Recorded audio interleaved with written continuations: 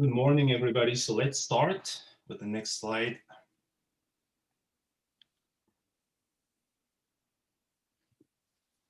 Good morning, everyone. I'm Dr. Yann Abdourazakou from Cal State University. I would like to welcome our viewers here in the United States and around the world.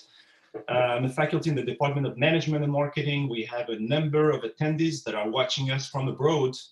And we're glad that you're interested in our certificate program here at CSUDH, but also to get a better understanding of the state of the sports industry as a lot of different sporting venues are reopening.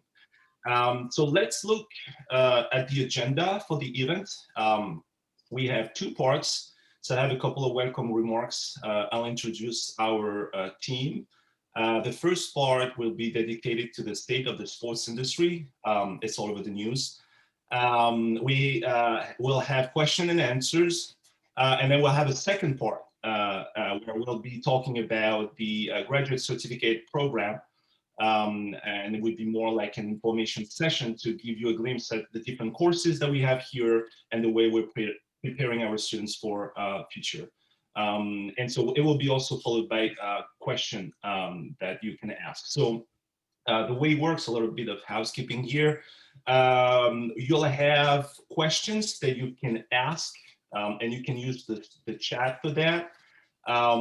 Be aware that everyone can read them, panelists and attendees. We'll probably be sharing some documents here. And if you have questions, of course, you'll reach out to me by email if you don't have the questions right now during the webinar. So we'll be answering those questions in two separate moments. So the first part of the event is the sports industry conference, and the second one will be more focused on the certificate. So let's meet our team of experts and start with the industry panel. 5 experts are going to give you different impulses right now. So we'll start with Luke Eliot from the LA Clippers. Began his sports career in 2010 as an inside sales executive for the LA Clippers. Following his first season with the team, Luke was promoted to account executive, where he was responsible for selling and servicing season ticket group and accounts. Most recently, Luke has become the manager of business operations, where he oversees various aspects of the business, including youth basketball, the Aqua Caliente Clippers of Ontario, the G League affiliate, and guest experience.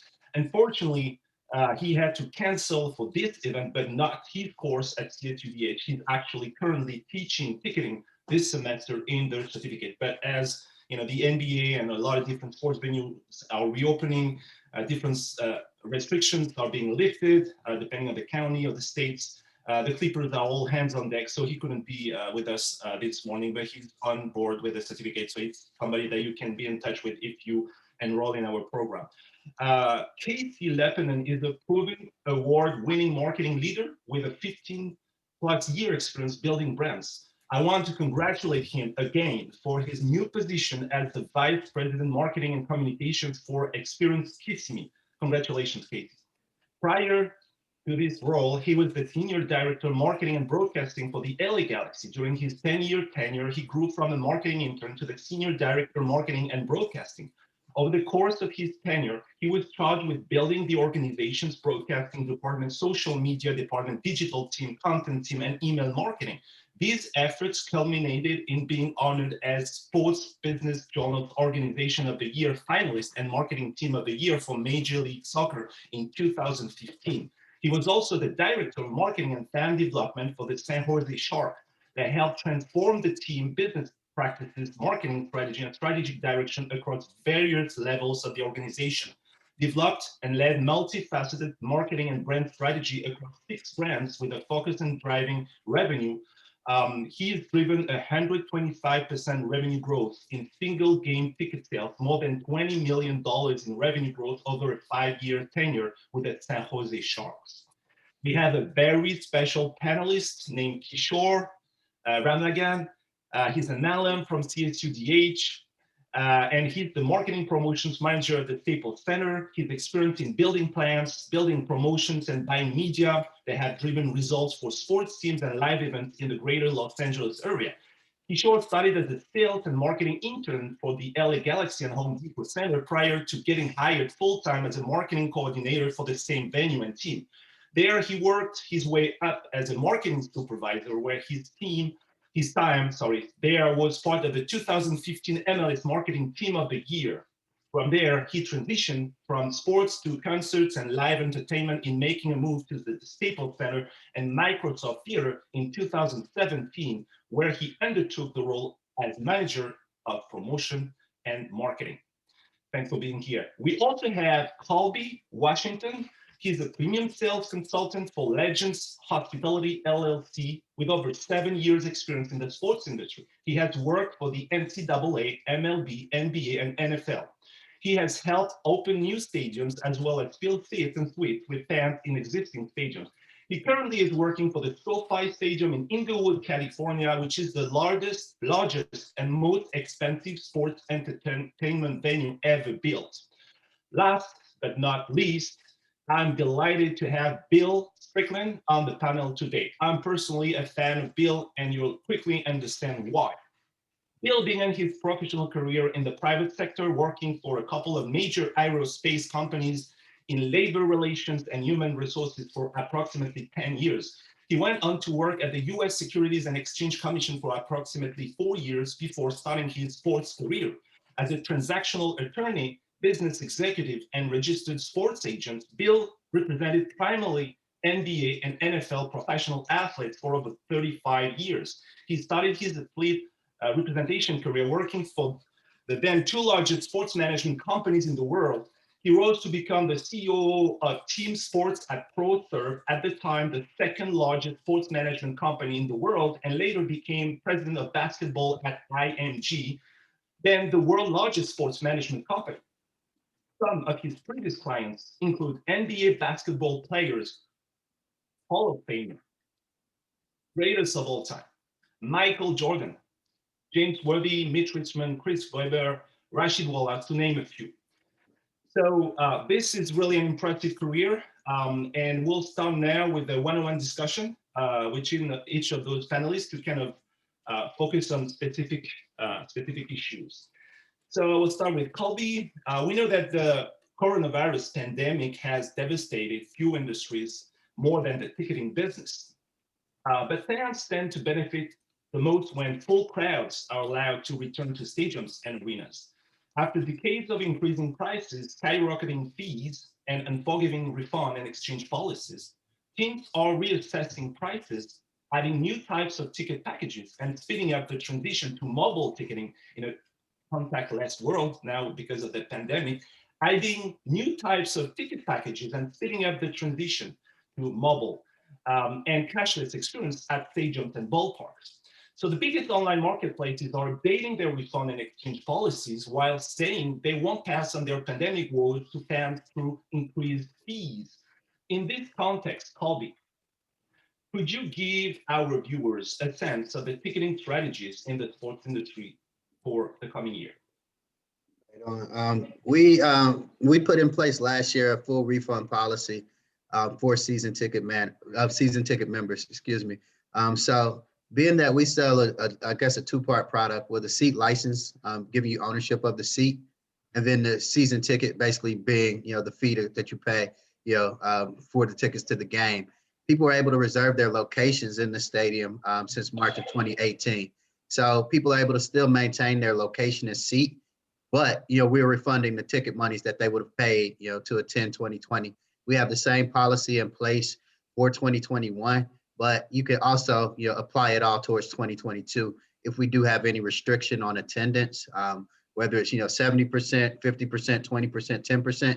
In any case, you will have the autonomy to fully refund your money paid towards season tickets or fully apply it towards 2022.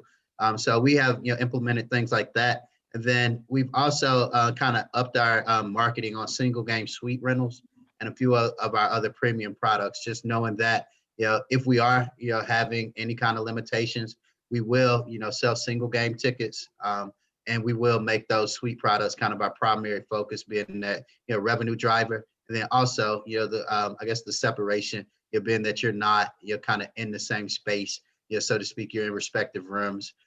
if you will, to watch the game. So it creates an element of safety for the client as well. But those are a few of the things we've done to kind of help, kind of calm, some of the clients, anxiety about, what's going to happen, right? Are we coming to the games? Are we not going to be able to come to the games? What's going to happen with our money? Is there a product that's going to give us a, a little bit of a safety and maybe a bit of a better, comfort at attending games if the option is there? So those are a few of the things that we've done. How do you generate revenues with a stadium? I guess there was a way of generating revenues last year. Is that the same model for 2021 and 2022 and the years after? Are anything going to be different in the way that we can kind of exploit different properties or assets in the stadium or around the stadium? Has anything different?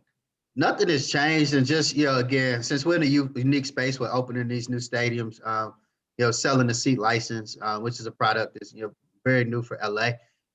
They've done it in San Francisco a few years back as well. But again, it's ownership of the seat, so you can basically reserve that, and you have had that opportunity since March of 2018. So that's been our biggest revenue driver, right? They're not a cheap product. It's kind of expensive if you're looking at other teams and just general season ticket costs. So that's been kind of where we've kind of gotten our most revenue. But also, if the stadium is going to open, that's going to bring additional revenue with the tickets being sold. So, this past year, we just had to refund everyone, frankly. We didn't, have an option for them to apply it all towards 2021 because we didn't know. Again, we still don't know if we're going to be hosting fans or in what capacity. So, just the seat license kind of being a saving grace for us. And definitely be happy to, maintain a role and a job. And having something to actively sell and still generate. I think we did a little over $17 million from March 2018, from March 2020 through January 2021. So it's still pretty good revenue, a lot less than previous years, but thankfully we have a product that's unique that isn't something that you're going to immediately use and already go ahead and pay for it. Thank you, Colby. So we just had opening day, and as the 2021 MLB season starts, I'm looking at Casey now. I came across a recent poll conducted by Morning Consult revealing that only 15% of Generation Z respondents named MLB as their favorite professional sports league, compared to 28% for the NBA and 35% for the NFL. In fact, the Sports Business Journal reports that over the past decade, the average audience age for America's pastime has increased from 52 to 57, while only 7% are under the age of 18. Facing an aging audience bench combined with declining interest from the generation warming up in the bullpen, the MLB, like many businesses, needs to attract younger and more diverse audiences to remain viable. In this context, Casey, could you share with us the different challenges going on with Gen Z and the sports industry? Yeah, absolutely. Thanks, Yann, and thanks for having me on the panel, and welcome to everybody listening in. Yeah, I think when you look at sports, kind of one of the biggest storylines or struggles to follow has been, does Gen Z want to actively engage in traditional sports, right? Like, do traditional sports, speak to Gen Z the way Gen Z wants to speak to? Like, are we all over social media, right? This is something that really scares sports marketers, right? So, like, I guess a little backstory right here is, in a sports marketer's world, right? If you don't capture a fan's attention by the time they're 10 or 12 years old, you're going to lose them forever, right? Very hardly ever do you go and attract a new fan who's 30, 35, 40 years old, right? Once you're 10 or 12 years old, you've already really started to establish your allegiances to a team, to a sport, right? And a lot of this comes through, one is participation, right? Are you growing up playing soccer? Are you growing up playing baseball? Are you growing up playing football, right? Then you're inherently going to be gravitating to that sport. And I think the second piece of that is what's going on in the home, right? Is your dad a Galaxy fan? So you're now a soccer fan and a Galaxy fan. Is your dad a Dodger fan? Is your mom a Laker fan, right? So, like, when you look at Gen Z, right, and you had some really good numbers there, Yann. I've got another one here.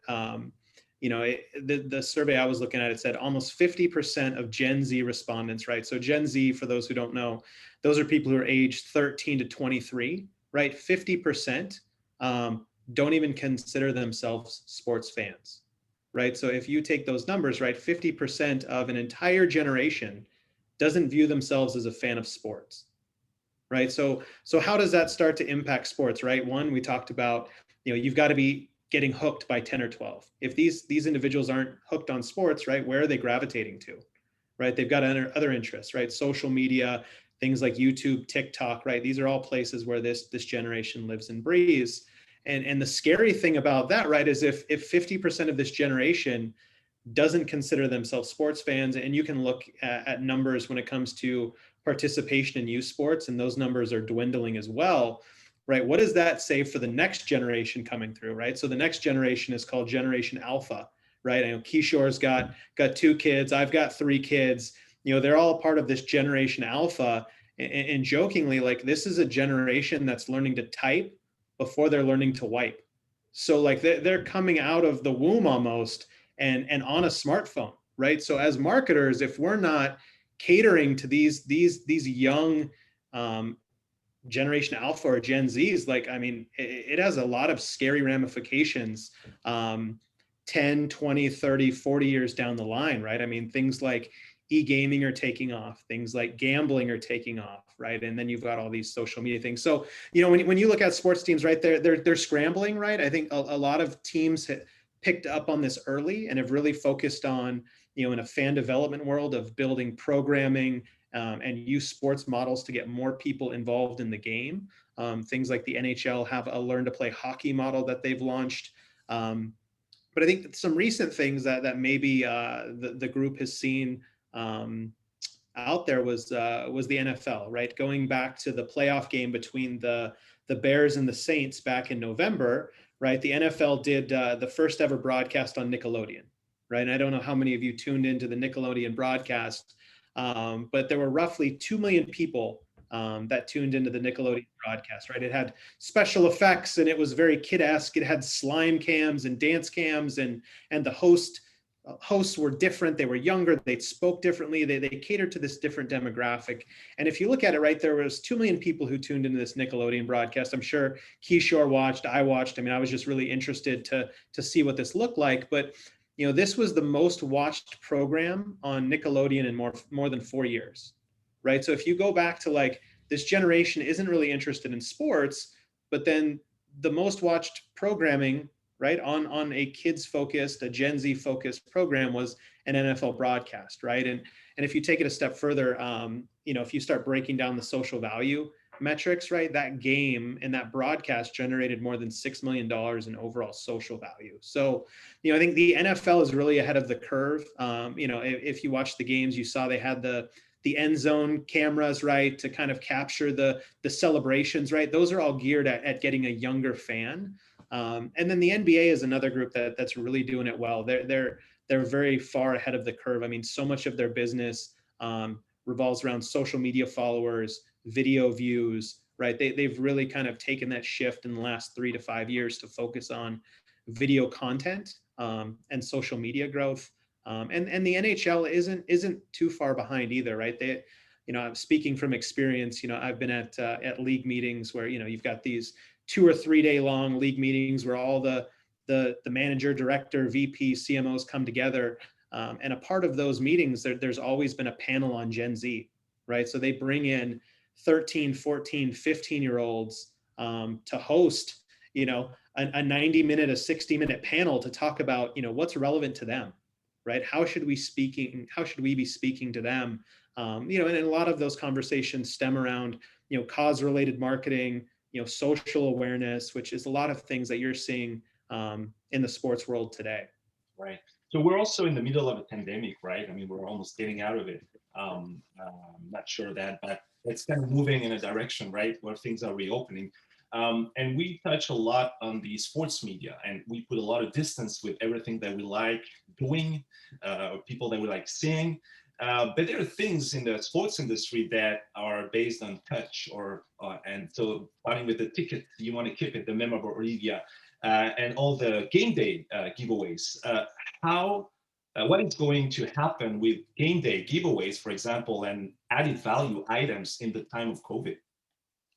Yeah, no, that's a great question, Yann, and that's something I was with the Sharks for about the first 6 months of the pandemic. And then I got laid off due to COVID, like so many other people in the industry. But that was one of the big questions, we were really working through, because those added value items, right? Those, first 10,000 fans get this, or all fans in attendance get that, right? Though, if those are done right, and the way we like to do it when I was at the Sharks and at the Galaxy, where these high perceived value items, right? I'm not talking about like a cheap T-shirt or a cheap cinch sack or a cheap water bottle, right? Something that's high perceived value, money can't buy, that's going to make you get off your couch and come to a game, right?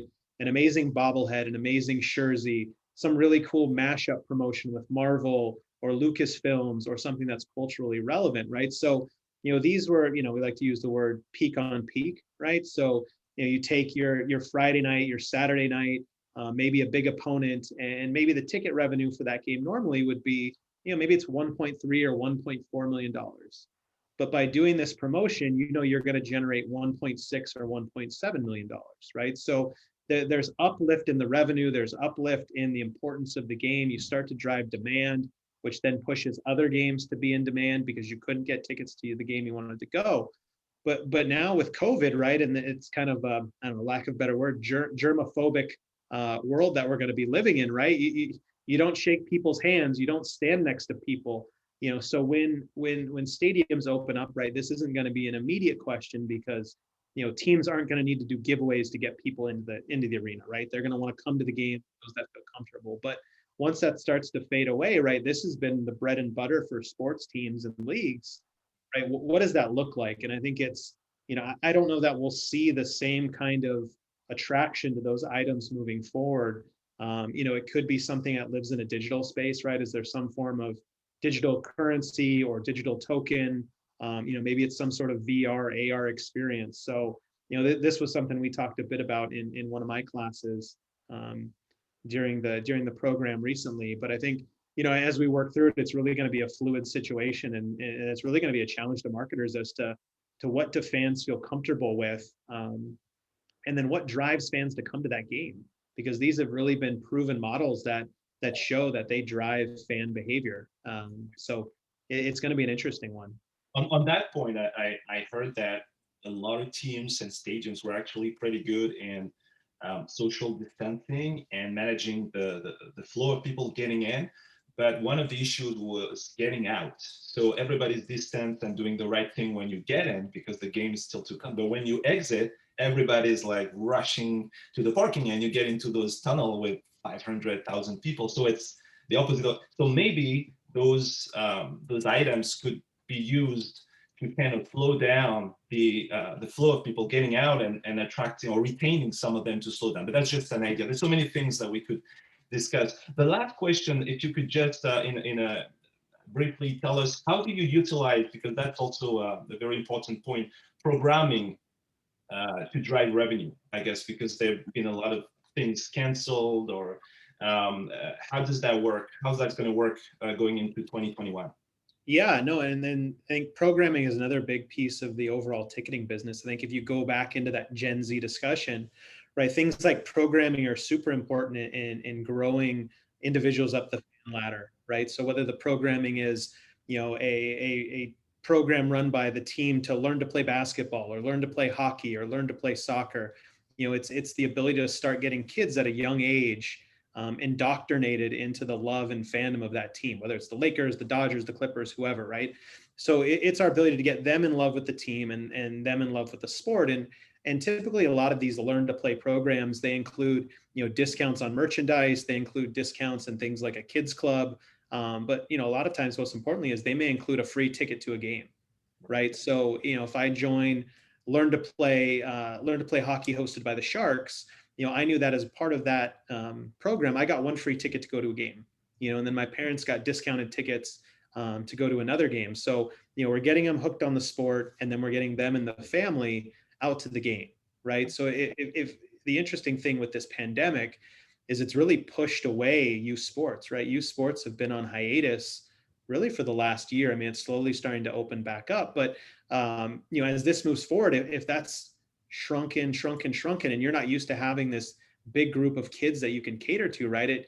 it's going to impact, one, the growth of your organization because less people are playing the sport, right? Which then dictates a lot of the revenue you earn down the line, but it's also going to impact those people coming into the building, right? They're potentially not buying tickets, they're not spending money on parking, they're not spending money on concessions, they're not buying merchandise. And that's just one example of programming, right? You've got things like kids clubs and I think if you even look at it too, right, all of the school programming that these teams do, right? Like reading is cool, learn to read, the science of basketball. Like these are huge community relations or fan development programs that are run inside classrooms. And right now, all of those have been put on hold. And honestly, they're probably going to be put on hold for, going into a classroom. It could be a year, 2 years, 3 years before, school districts are comfortable having outsiders come into a classroom. So there's been a lot of focus on how do you build this virtually. But then as we've all learned in this pandemic world, right, there's just a lot of things you lose from that virtual component, right? Like seeing a guy like Cody Bellinger over video is amazing, but seeing a guy like Cody Bellinger walk into your classroom and talk to you about the science of baseball, I mean, that's a once in a lifetime experience that a kid will never ever have. So I mean, there's tons of examples like that, Yann, and I think we're really in uncharted territory, and I think maybe we're plateauing when it comes to this pandemic, but we're really just scratching the surface on what sports is going to look like over the next 3, 4, 5 years. And there's a lot of smart people in the industry who will quickly figure it out. But I'm excited to sit back and watch. I'm not in sports industry anymore. I'm in tourism, so I get to watch great people like Kishore and Colby and Mr. Strickland here come up with all these amazing ideas as I try and figure them all out in the tourism industry. Yeah, right. Crisis is a challenge and an opportunity, and I'm amazed personally by the creativity, the innovation, and how people are reinventing what they are doing or what they've been doing for so many years, because it's definitely gonna be a big reset button. I want to look at Bill now, so we're talking about the pandemic, and we know that it has profoundly altered the sports landscape over the last 12 months. As professional athletes across the country remain forced to conform to ever-evolving schedules and work environments. But they're not dealing with this adversity by themselves. So clients can call to ask for restaurant recommendation near the team hotel in, say, Denver. You're supposed to have a place in mind if you're a sports agent. You may need to track down a PlayStation for a player or book another's honeymoon to Greece. So in this new world, sports agents and management firms are also learning new ways to conduct business and keep relationships with clients strong from a distance. So in less than 3 months, for example, the state of Florida is set to become the first to give college athletes the right to commercialize their publicity rights, name, image, and likeness. So this move puts athletes in position of power, but also provides licensed agents with opportunities that have not existed in the past. With this in mind, Bill, and in this context, the pandemic context, what are the most fundamental attributes and credentials necessary to become an effective and successful sports agent? First of all, I want to say thank you for allowing me to join everyone today and offer some thoughts. This is an interesting topic for me because even as the business is subject to the COVID conditions, I think some of the competitive demands and expectations and credentials necessary to be successful in the business has evolved, addressing long-term issues. I think fundamentally, anyone looking to get involved with the representation business, irrespective of the sport, first has to understand that sport, for the most part, is a people business. And so to the extent that one can develop people skills, obviously, to get along and understand and read others is critically important. Just to get an idea, when I got started back in the early 80s, we had to deal primarily with coaches of major programs, be it football, basketball, what have you. But now with the advent of AAU programs, 7-on-7 programs, the influence that influencers will, parents, just inner circles of influencers. It's made it critical that you have people skills and being able to understand and navigate your way among those that may be influencing your particular client. It's easy to say that you represent a player or what have you, but in reality, you represent the player, the family, and everyone else attached to that particular player.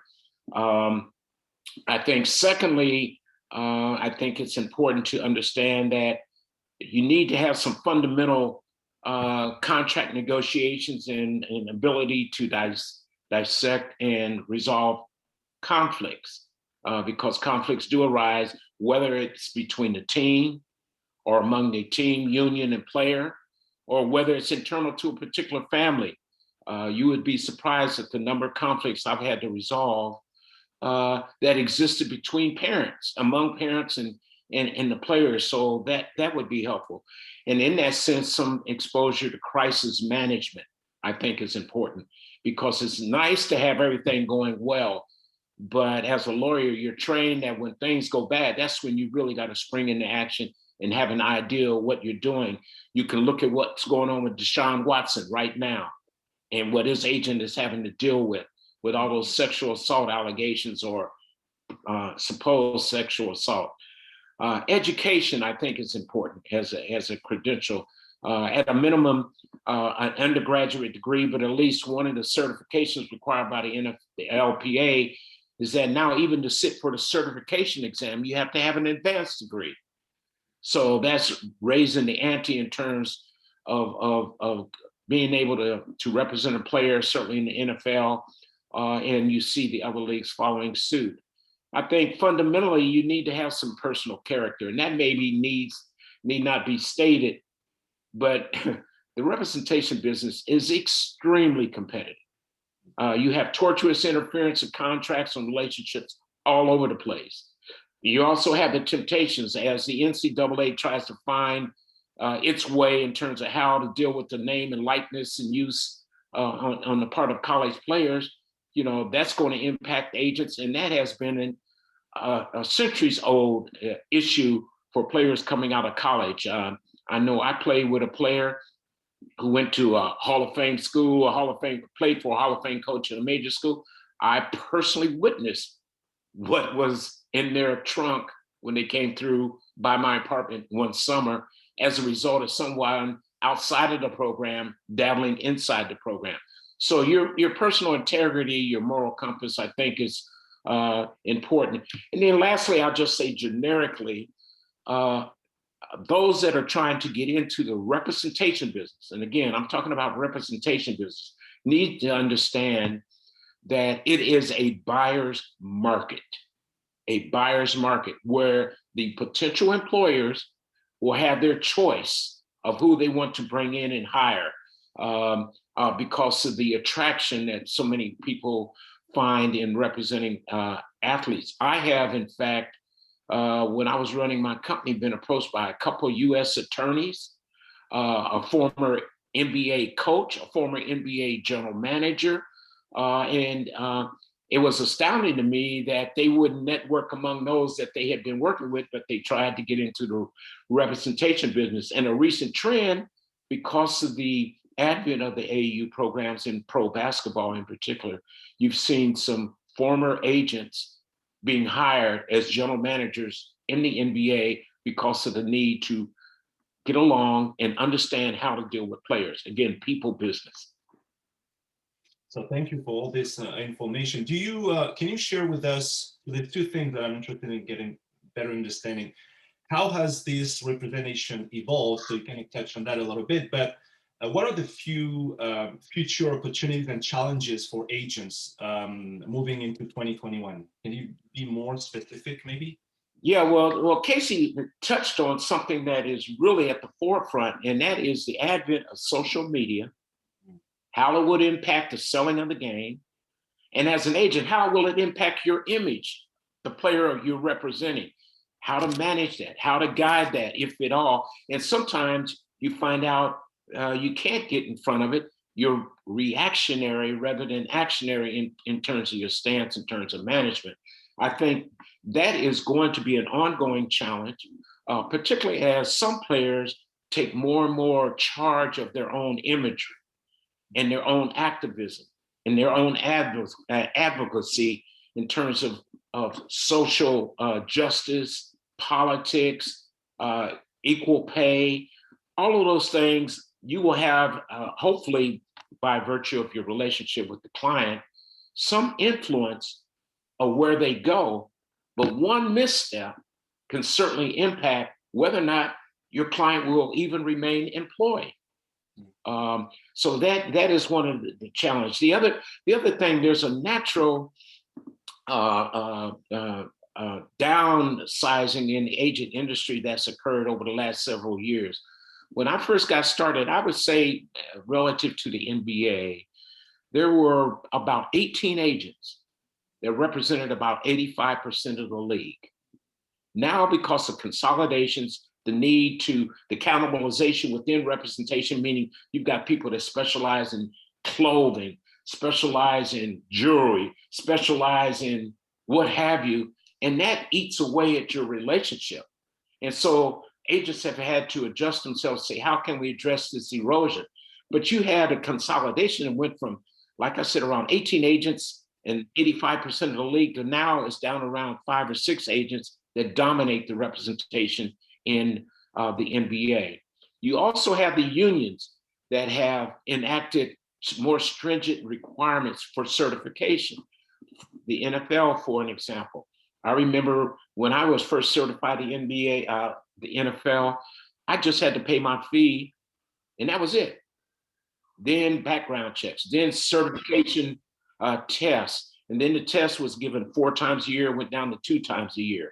Then they had a situation where they said, okay, because there are more agents out there than players, let us make sure that the agents that are certified are active. So they said, if you haven't negotiated an NFL contract in 3 years, you're decertified. That purged out over 300 agents just in that one little rule.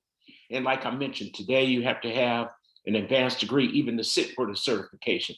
So you have these natural things that are occurring, as well as the advent of the rookie wage scale, where players feel like, I don't need an agent because all I got to do is get drafted at a certain level and 80% of my income is guaranteed.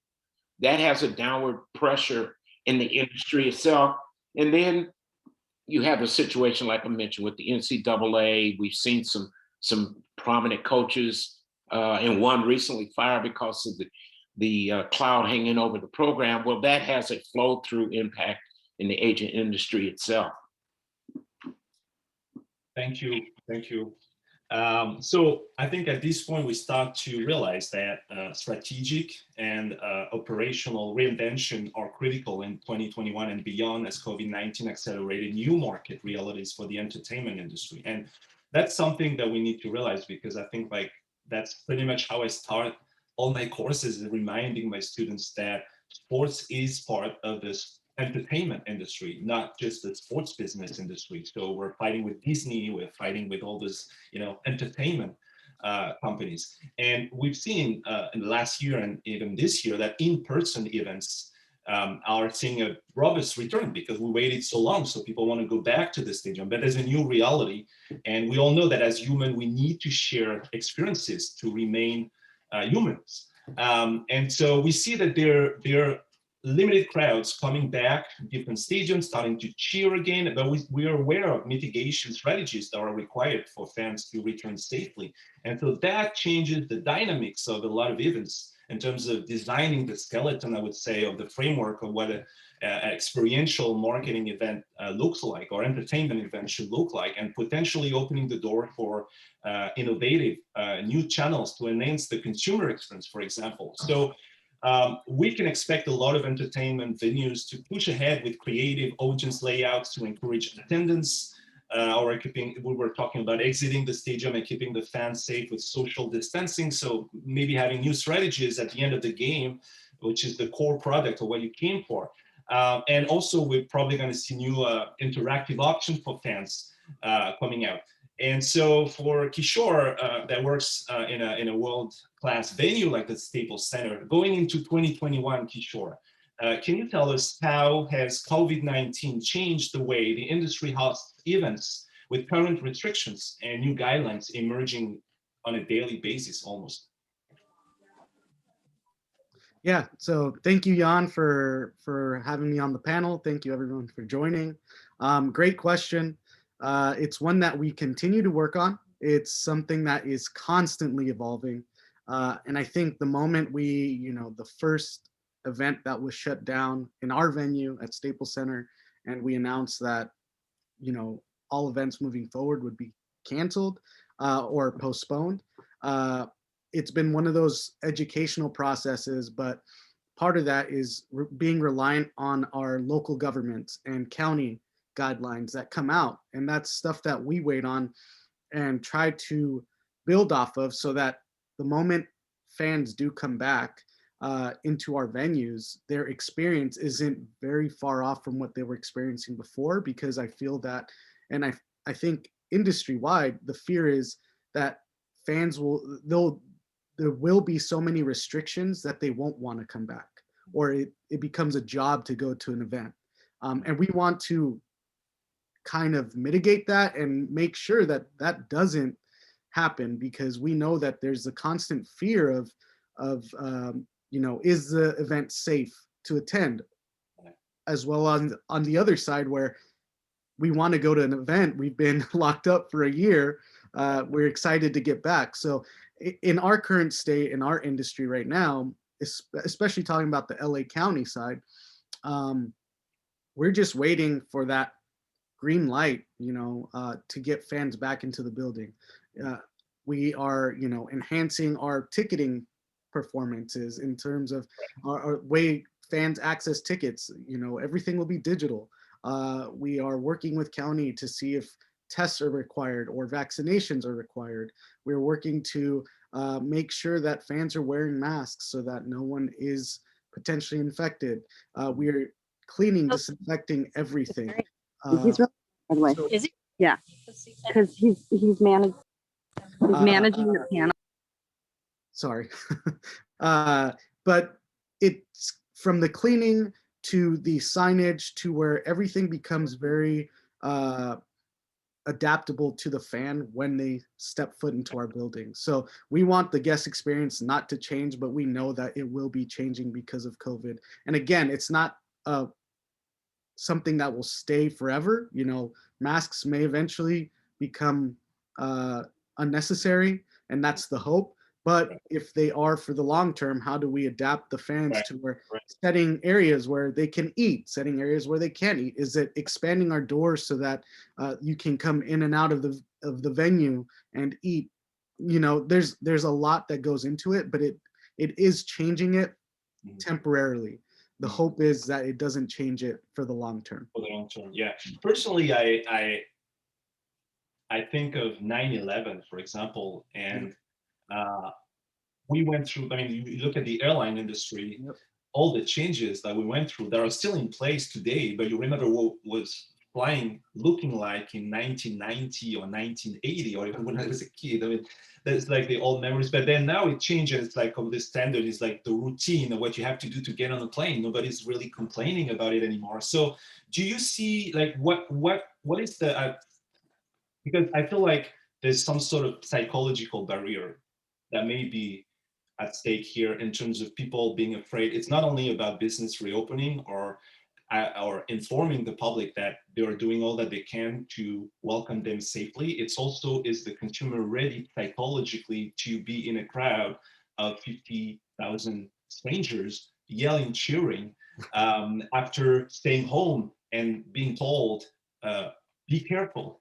So it's, I think, are we there yet? I'm not so sure. But what is done to make guests feel comfortable? And I guess for me, it's probably more an information issue, that you're probably required to do those things. But how do you make the fans aware of what you're doing?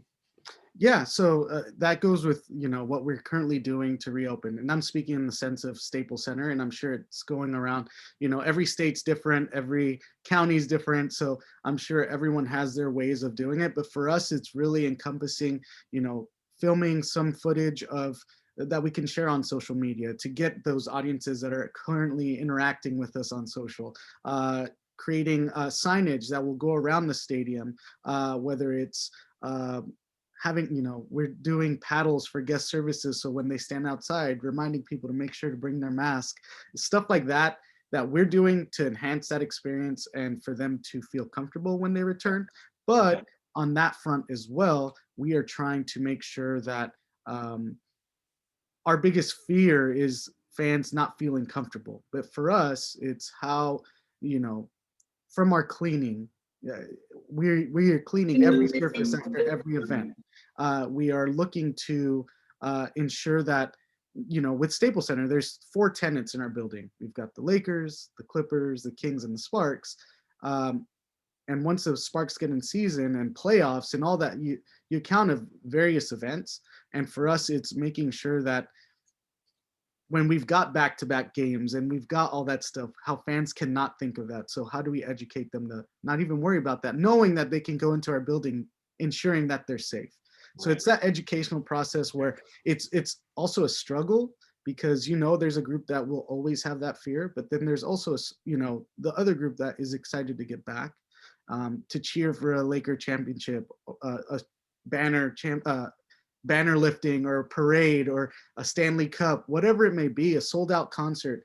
It's us trying to figure out those guidelines with the county, ensuring ourselves that we can stick to the best amount of experience for them, whether it's, and I think it falls down on that. It's what will the state and the county mandate for us? As we know, California is one of the strictest in the nation. So how, you know, when you see states like Texas or, you know, Florida having 35,000 fans at a baseball game or more than that, you know, it's exciting for us. We'd like to jump on and do that. On a revenue side, it makes perfect sense, right? But at the same rate, we can't jump and do that, because we want to make sure that everything is by the process, by the book, so that we can avoid any lockdown. Right. On that point, though, how are promoters, sponsors, or your partners reacting to different level of restrictions to the venues, and when can we expect events to be fully back?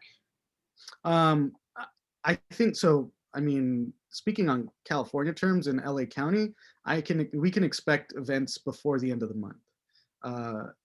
Whether it's restricted, whether it's season ticket holders for the Lakers, the Clippers, the Kings, that's all to be said and figured out, because like at Staples Center, we've got suite holders that buy 5, 10, 15-year contracts for these suites that are high priced ticket items, that want to get back and see their events because they're paying, you know. So with our premium inventory, we try to accommodate and adjust so that once we can fully return, they can experience all the events as well.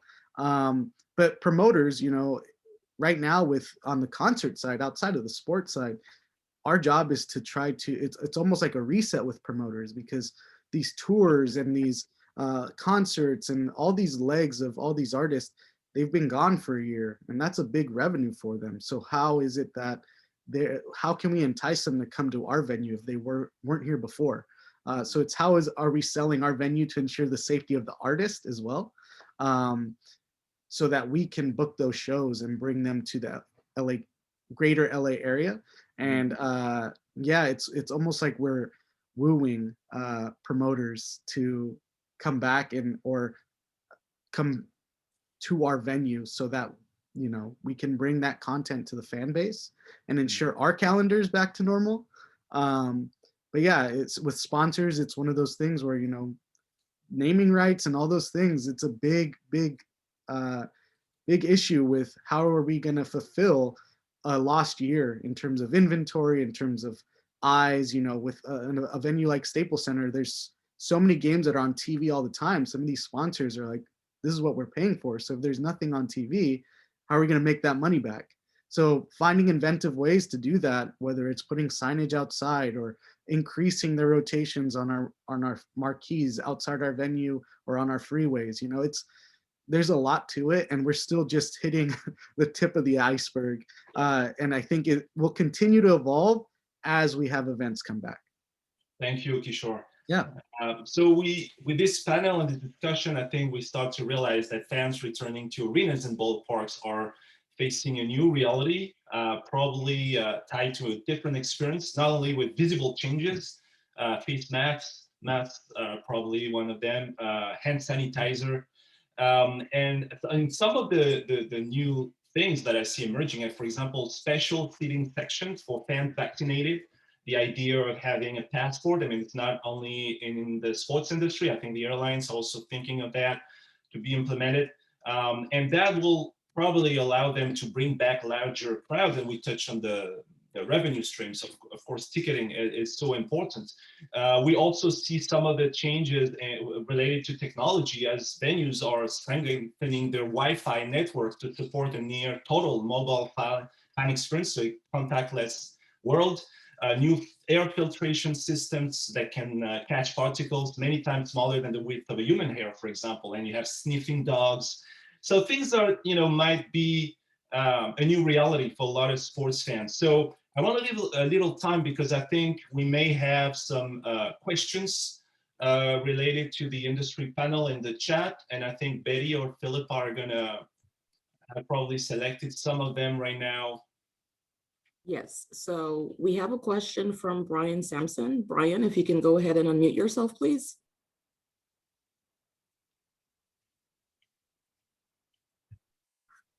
Are you there, Brian? We see your hand raised.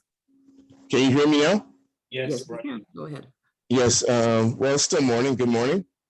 I am a graduate of Cal State Dominguez Hills through the MPA program, and also served as the president of the Graduate Society for Public Administration, year 2019. And so my question is to Mr. Strickland. He's a sports agent. When I was listening to what you were saying, it seems as if, and just, this is just a quick analysis, that we're dealing with a kind of a closed system.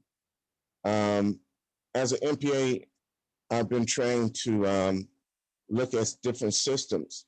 And if we're looking at the bar being set to get as representation to the NBA or the NFL, a graduate degree, the shareholders in both of those professions or African Americans are about 70% for both professions.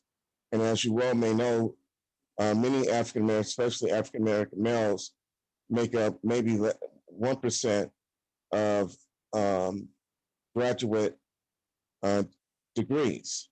So how do we address, that bar being set so high to get it as a, representative or as even working for a NFL team or an NBA team in upper management? Because if you also look at those numbers, it's less than 10% in management across the board for both of those professional teams, which is kind of highly irregular because, like I said, both the teams is 70% of the shareholders or players are African American men. Okay, thank you, Brian. Bill?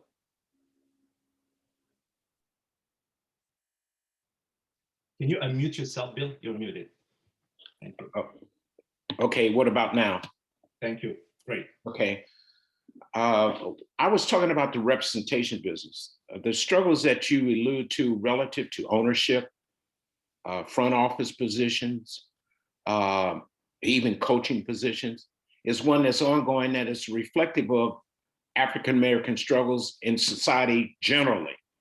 And that is always going, in my view, will continue to be the case in that, again, if the bottom line is people business, people tend to do business with people they're comfortable with, they're familiar with, have had past dealings with.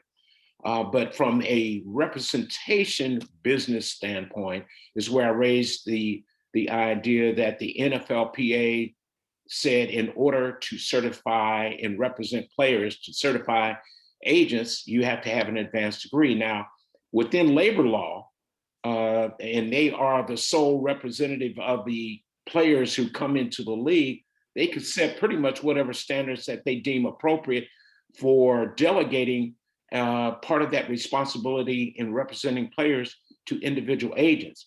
But it has long been a struggle in terms of ownership positions. You have to have a certain wherewithal.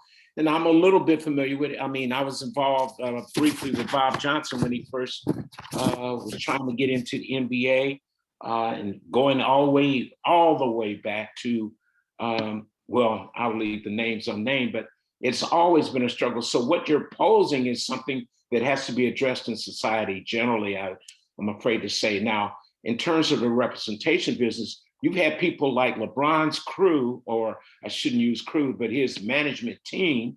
Actually, he was smart and had them go work for, I believe it was CAA before they branched out and started their own group. You've got somebody like Rock Nation under Jay-Z, who I happened to met and realized that, you know, he had a very long view of marketing and how they approach that was applicable to entertainment and sports. And now he's got a couple agents that are certified working for him. And notice I say for him, not necessarily with him, in terms of being a peer group. But what you ask, as I understand it, and correct me if I'm wrong, you know, those are societal issues in terms of access to business opportunities, having a financial wherewithal. And yes, we are not quite on par yet with some that exist, but I think that that's going to change over time, as we've seen Michael Jordan get in and represent Charlotte. And in that effort, you know, there was Larry Bird and had a group of stuff, but Michael was able to get in. And of course, his money has been driven by Nike and that brand. So I don't have a solution for that, but I know in terms of the representation business, it's about relationships. You have someone that's representing LeBron because of a personal relationship he developed growing up. And then he was quietly went behind the scenes and got a certified agent to stand behind him that you never hear about. But I know his name, and he's up there in the Ohio area, and he was a long time agent. And that's the way you get around some of the hurdles. If you can't sit for the exam, associate yourself with somebody who's in a position to take the exam. But it's well within labor law that the unions can set pretty much who they want, what the credentials are for representing their constituency. Thank you, Bill. I don't think we have any more questions, do we? Oh, No. Shana is raising her hand. Hello, I'm Shana Potter. So I'm looking to study sports psychology, get a certification in that, followed by a bachelor's in sports marketing and media, followed by a master's in sports management. I got the blueprint all laid out. This is all online studies. So my question is, do you guys have an undergraduate program? Yeah, we do. So for those questions, we'll wait. We'll answer those questions in the second part. So after we present the certificate, we do have an undergrad program in sports entertainment. And Kishore, if do you want to, I mean, we'll take that question now. I mean, what was your experience? Yeah, great question. Dominguez Hills does have a program. I graduated from it in 2014. It's business administration, but it's a concentration in sports, entertainment, hospitality management. You know, at the time, I feel like it's grown since I left. So I've heard great things. It's gotten much better. And I think there's a lot more opportunities, especially with the digital classroom platform and all that. So I encourage you to check it out. I mean, I got where I am from this program.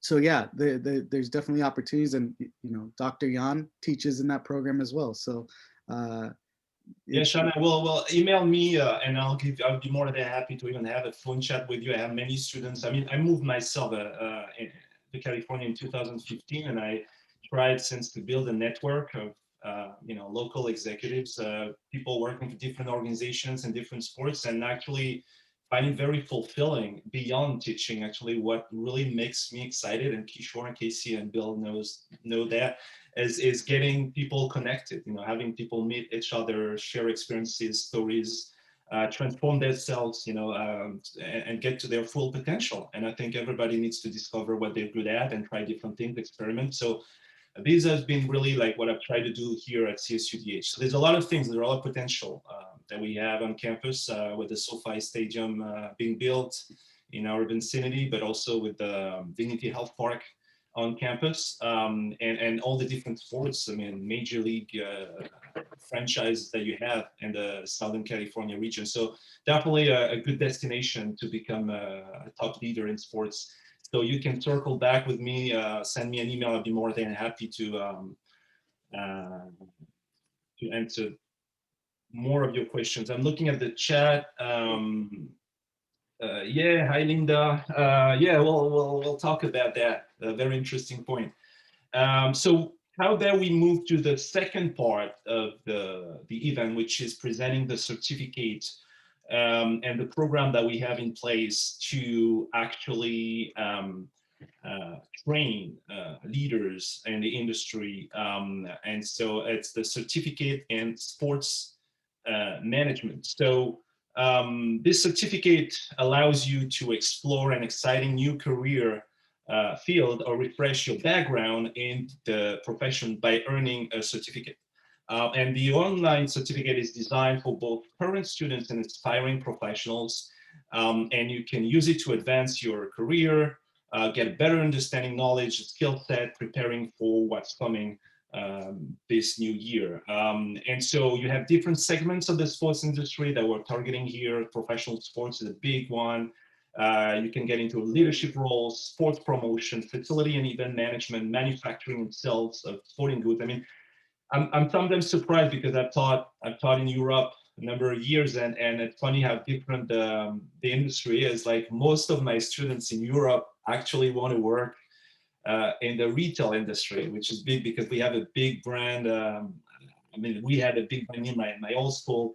Those are the number 2 in the world, Decathlon from the Octagon Group, and selling a lot of, the equivalent of Dick's Sporting Goods, for example. And so a lot of students would get training and end up in, in distribution, retail, and sports retail. Here, it's more geared toward professional teams, college sports, but it's all a segment that sometimes students forget it's there.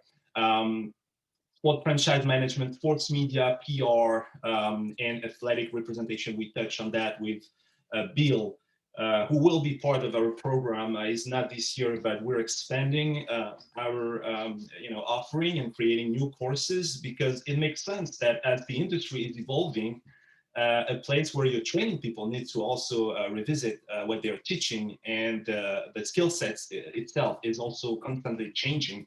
What I was teaching when I started 15 years ago, not so old, but I started 15 years ago, it's a completely different substance that I give to students, because 15 years later, the internet, the social media, all the analytics, all the VR, AR, machine learning, artificial intelligence technologies are completely redesigning, reinventing the way you interact with your fan, and not only in sports, but in a lot of different areas. So if you look at the context most specifically, we have an increased involvement of global telecommunication companies, allowing international sports organizations like the IOC, International Olympic Committee, of the FIFA, to generate enormous revenues by selling television rights, sometimes decade ahead.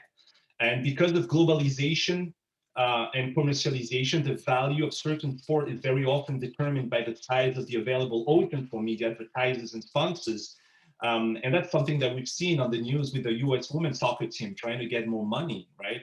But it's also a model that we've built over the years as a result of our preferences for what we define as performance. So it's all relative, but there's definitely potential in new segments with women, Hispanics. So this society is changing, and so taste preferences are also changing in a globalized world. Like Thomas Friedman, famous author, says, the world is flat. And so what you like here is not so much what a Chinese person or a Brazilian would like too. We kind of enjoy the same kind of entertainment more and more. We have the rise of new technologies, so VR, virtual reality, augmented reality, and we see the design of stadiums evolving, and so does the technology that accompanies the stadium. More team owners are pairing up with designers to really explore ways that spectators from afar can feel like they're part of the action. I remember going to a conference in San Francisco, and there was this executive that worked for the digital marketing department saying, we don't want you to be a Golden Warriors fan because you live in San Francisco. We don't want location to be a reason why you're a fan. You can live anywhere in the world, be a fan of the Warriors. So how do you bring the Chase Center or the team or the different players that are celebrities to those fans that don't necessarily live in the state or in the country and can be anywhere in the world, speak a different language? So this is now possible, and you have a lot of companies that are actually working on delivering that experience from afar. So there's a lot of potential that I see in those technologies, because on top of that, we had the pandemic, so everything's now is being done remotely, and it's definitely a boost for those technologies that were still being experimented. A couple years ago, you talk with a lot of different companies, solution providers for big leagues. Big leagues, they're trying to understand, how do you make money with VR? It costs a lot of money for me to build the app, to build the experience. So what is it, the story with the sponsor? They want to do something. Is it good enough? And how do you make people, how do you monetize it? So how do you make money with it? Because it costs me money to develop. So these are the types of issues that are at stake in the industry. Gen Z, we touched on that with Casey, and he was talking about new platforms. I mean, for example, the NFL created an official account on TikTok. I don't know if you're on TikTok. I'm not on TikTok yet. But I remember a couple of years ago when we had the Snapchat came out, and I was like, what's this? And now you see the little logos, you know, I used to see the logos of the NBA games. And so those things are being experimented, but if you're not there, you're not part of the segment, you know, and it's a growing segment, and it's a new way to entertain a new category of fans. So the NFL has this 2-year agreement to post content on the social media that's very popular with Gen Z. And so they're partnering with TikTok. They want to reach out to younger audiences. Obviously, the Gen Z is more likely than older generations to consume video content on mobile devices. And we know that only 41% of Gen Z watches their favorite sports on TV compared to 75% for baby boomers. So let's see now how students will and professionals can benefit from the certificate. We have a fast track career in sports. We really selected those 4 core courses that I'm going to present, and we also have 2 instructors here. They're going to talk about what they do in the classroom. It's really about learning the inside secrets, if there are secrets or stories, best practices, I would call them, that you can use to perform in the workplace. Free of valuable time because it is taught online. So we have a good setup with Blackboard and different technologies that are available for our instructors. And you can study at your own pace. So it's built for people that are already busy. So that shouldn't be one of your concerns. So let's now review the different courses. So we have ticketing operations in the entertainment industry, leadership in the entertainment industry. And once again, we call it entertainment because it is really broad. And we want to make sure that you have this big picture of who are your rivals. Strategic sports marketing with Casey Leppinen, sports venues and event management. I'll present that when Colby had to leave us. So let's just see what we're doing in those different courses, and we'll have some question and answer at the end. So we'll leave time. I know we have a question on the program, but we might get more questions. So we'll take 5 minutes at the end to answer them. So I think with the little webinar and discussion with the panelists, you understand now there's new arenas, stadiums being built, but also being redesigned or being renovated. There's so many things that are happening as the result of this pandemic. I know that, for example, at least 6 NFL teams currently are renovating their stadiums to really address the needs that are both linked to the pandemic, but were also long in the works, the renovation that were needed before COVID happened. And so there's definitely for venues now this balance that they have to find between the immediate consumer need and the rapidly evolving concerns about health, safety, with the long-term trends that we already had prior to the pandemic and what was going to be the fan experience for the next decade with all those technologies that we discussed. So this is a place where you can reflect on those issues. We can also go to the next slide for the learning objectives. So really looking at ways to evaluate and optimize sports venue marketing, interpret different quantitative and qualitative marketing data to solve problems. It's always about something very simple. How do you make money? That's really the only thing that matters at the end of the day is you want to make money. You want people to be happy and you want to make money. So it's about designing the best possible experience in the venue. The next course is and taught by Luke Eliot, who couldn't join us today. If you joined the webinar, he's super busy with the NBA Clippers, everything reopening, different level of restrictions in the league. But clubs are in different states, so they're not facing the same reality. Very different if you're in Minnesota with the Timberwolves than you're with the Lakers or the Clippers here in LA. They're not facing the same context. So we talked about ticketing, and it is vital to the entertainment and sports organization long-term success. And we touched on some of the trends in terms of mobile ticketing. I think that would be some of the biggest trend going into 2021. And if you look here at the objectives, it's really to understand the ticket sales process, how you can motivate people to buy into what you're doing, to like what you're doing and buy tickets for it. And so we have students work on different plans and they have to understand, for example, like a typical case study question would be, what would get you to show up at a D3 sporting event that you're not interested in? And so it may not even sometimes be the game itself. And that's something that students jump into. They're like, okay, the game, and I have to like the game. No, you can be at the ballpark for a lot of different reasons, not the game. And so when you're marketing and selling tickets, it's not so much about the game, which is sometimes the core product that you see on the media, but it's also about the experience. Like getting into a store just because you like the music, you like to see the merchandise, but you're not going to buy anything. So you can just consume the atmosphere. And so there's a lot of things that, of course, have changed in the last year with no crowds and no fans in the stadium. It doesn't look the same if there's no noise, it's completely silent. But hopefully with things reopening, you can get back to that sense of, exciting experience. Casey, do you want to take over for strategic sports marketing? Yeah, sure. And I think if you think of the sports marketing class, I mean, going back to the I think 2 or 3 questions Yann had asked me. I mean, that's a lot of what our class entails, right? I mean, you're really starting to lay the foundation for what goes into working in kind of the sports marketing realm when you talk about, advertising, promotions, sponsorship, PR, community relations, right? All of these are facets of the sports marketer.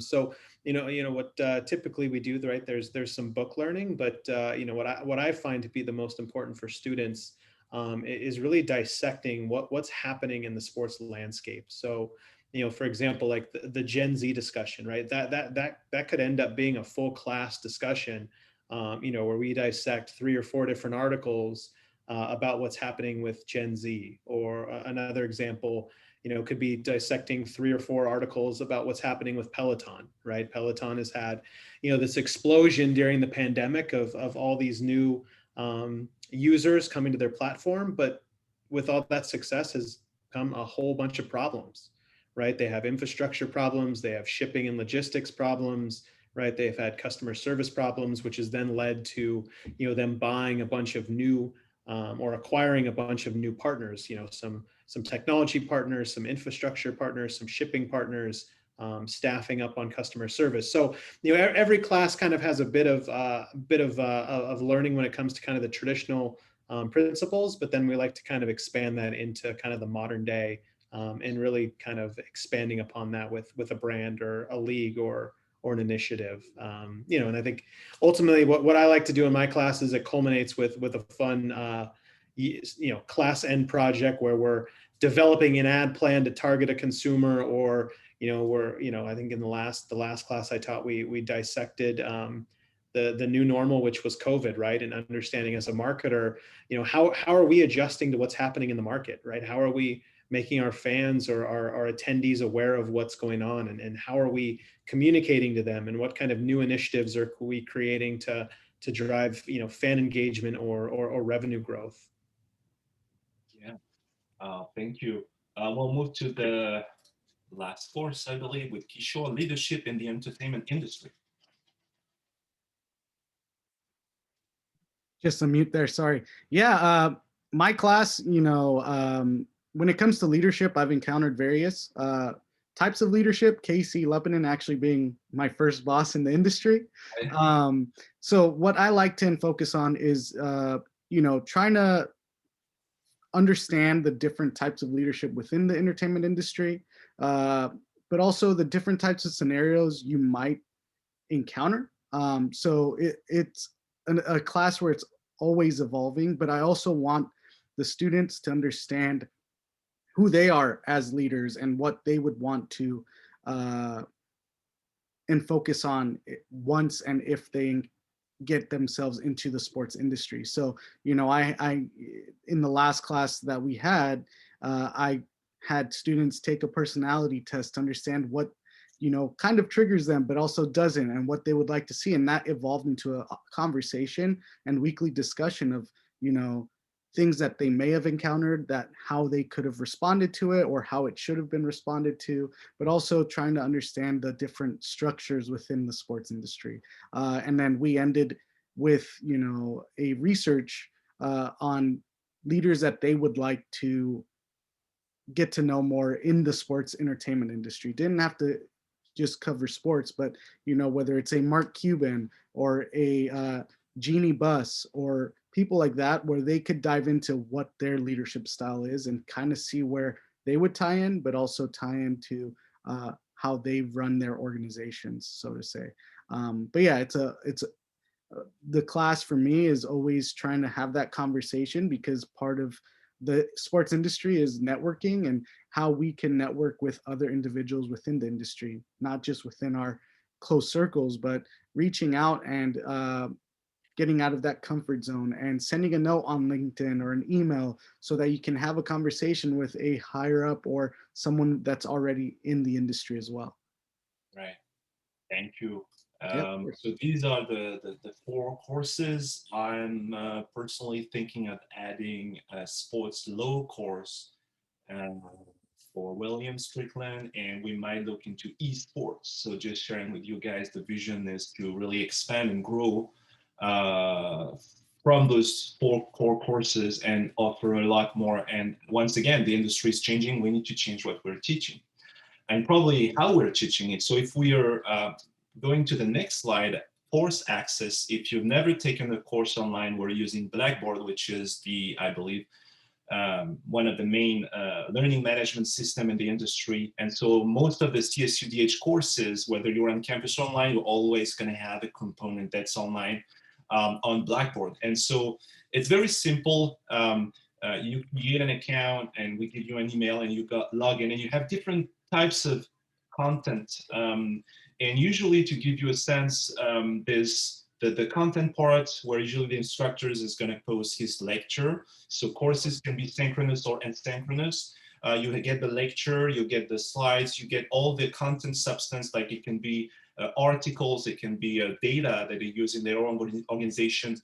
What I'm really excited about is also the problems that they're sharing with their students, because we're working only on case studies from the book that any student can get.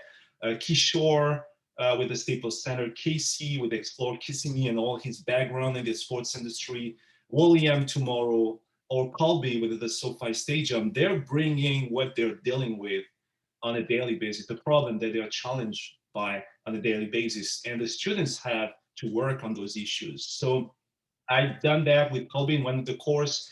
I ask him to create and build those specific case studies that are unique, that you won't find anywhere else, that are coming directly from the industry and what he has to go through with the pandemic. So you have discussion boards. That is also very important because being online, we also need to find a place where students can share ideas, documents, and also network. We sometimes forget that you're taking a class and you're sitting next to somebody. Well, obviously, if it's online, you're not sitting next to that person, but you're enrolled in the same course and you have access to the person contact information and you're interacting on a weekly basis through the discussion board. And you never know what that person is going to become in 5 years, where we were in the same section at CSUDH. So it's also very important as students are transforming themselves and becoming leaders, that they also are aware that the network that they can build is not only on LinkedIn or outside, it's also inside in the classroom and in the courses that they're taking. And so there's also a lot more that we can do with publishers. So depending on what types of book the instructor chooses, we can also merge and add on top of that with simulation, role plays that can also give more resonance to some of the skill set that we want to grow here. So what I want to also say is that personally, I try to share with the instructors that they really have to customize the course. So the way we presented the course this year worked because it was designed actually 3 years ago. I started last year, but every semester is almost different. I tell the instructor, you get to know the student, and depending on their career objectives, you customize the project. It's not just a one size fits all. There's so many different roles in the industry that there are many ways that you can help somebody get to that position. So I would say, in my vision, is that 80% is set in the syllabus, but there's definitely the 20, maybe 30% that is customable. If you tell the instructor, I really want to work in tourism, I really want to work in a world-class venue. How do I get there? I'm really interested in athletes representation.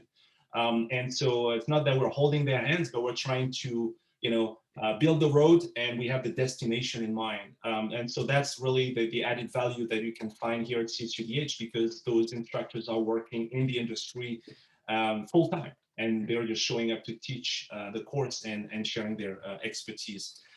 So these are the textbooks that we use. If we go to the next slide, we might also have some questions. Maybe Betty, you can shed light on the enrollment process and give us more advice on this. Sure. Thank you.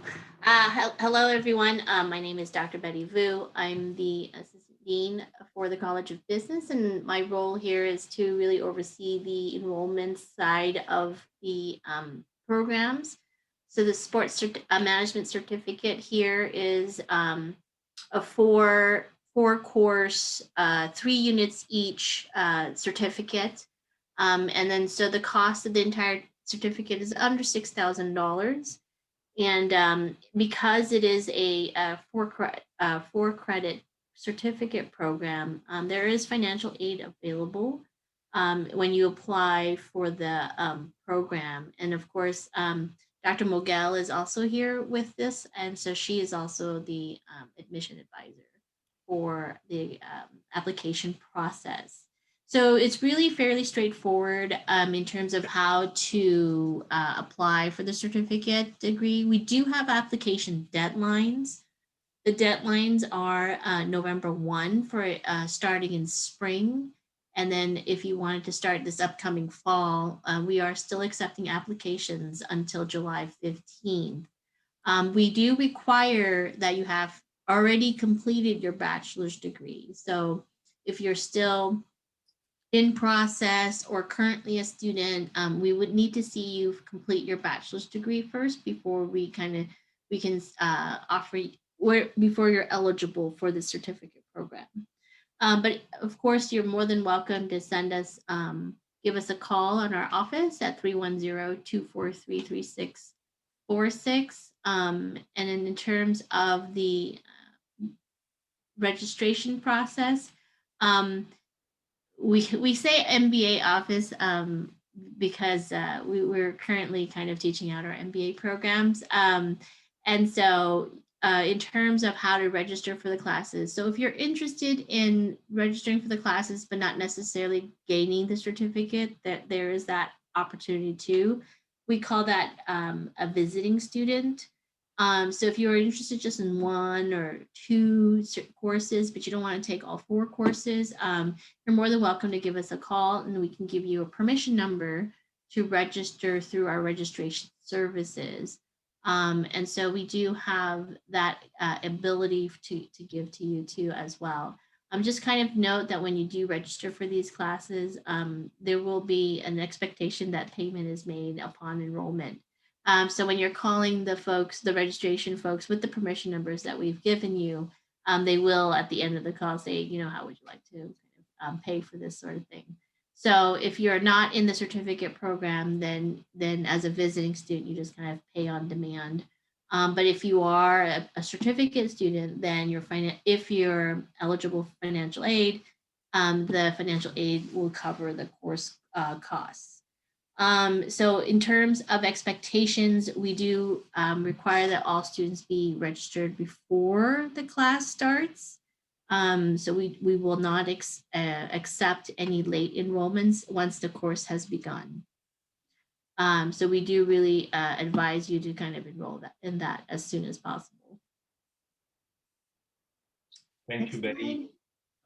So before we jump into the questions, I also want to give viewers an idea of the job salaries, because I think that's important. In general, starting salary for individual with a degree in sports management is between $35,000 and $42,000. And the salary range for sports management careers obviously is going to vary depending on factors like location, your education and experience. But when you look at education, that's obvious that you're going to make more with a master, but it's also going to create more debt for you. So the cost of a master is much more important than the cost of a certificate, especially when you have access to high caliber instructors that we have. And you can establish a network and build connections and work for a more affordable cost than it would be if you were taking a master. And so location is very important when you're getting a job in the industry.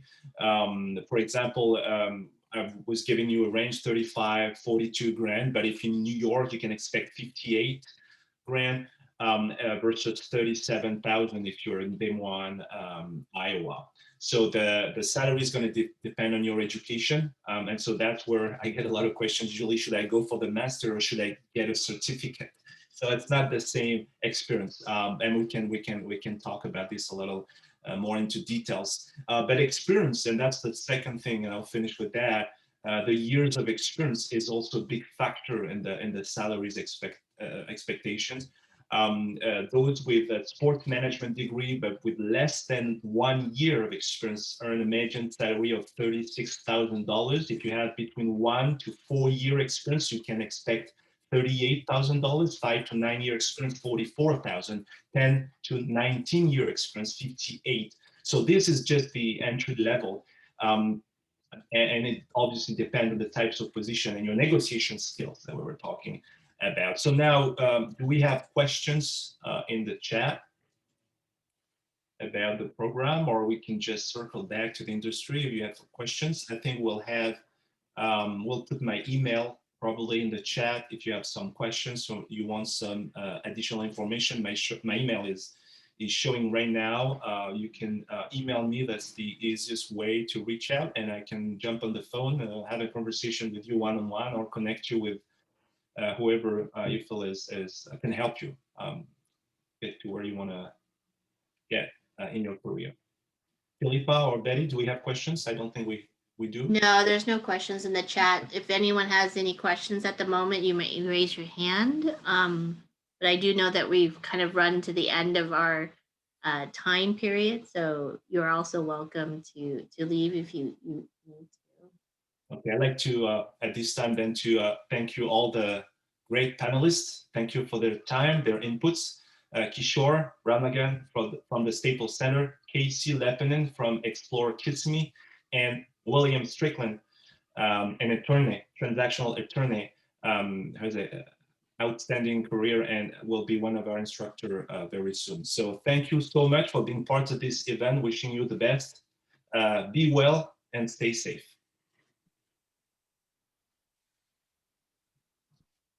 Thank you.